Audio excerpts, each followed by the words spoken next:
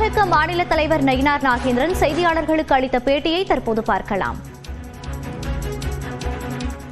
Sir, AIADMK தனியாக இருக்கும் பொழுது விஜய் கூட்டணிக்கு வருவாருன்னு சொல்லிட்டு நிறைய எதிர்பார்த்தாங்க. பட் அது நடக்கல. பிஜேபியோட கூட்டணி இப்போ வச்சிருக்காங்க. இப்போ அந்த மனநிலையில தான் அவங்க அதிமுக இருக்குதா, இல்லாட்டி முன்னாள் அமைச்சர்கள்லாம் சொல்றாங்க அதிமுக கூட்டணியில் வந்து விஜய் வரணும் அப்படின்னு சொல்லிட்டு உங்களுடைய நிலைப்பாடு என்னவா சார்?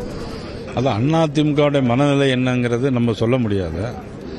என்னுடைய மனநிலை என்னன்னாக்கி திமுக ஆட்சியை அகற்ற வேண்டும். தமிழ்நாட்டில் சட்டம் ஒழுங்கு சரியில்லை, போதைப்பொருள் பழக்கவழக்கம் அதிகமாகிடுச்சு, எங்கு பார்த்தாலும் கொலை கொள்ளைகள்.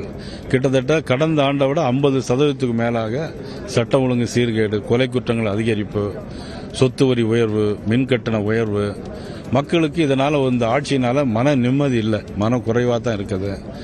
அதனால் இந்த ஆட்சி அகற்றப்பட வேண்டும். அதற்காக எல்லோரும் ஒன்றாக சேர வேண்டும் என்பதுதான் என்னுடைய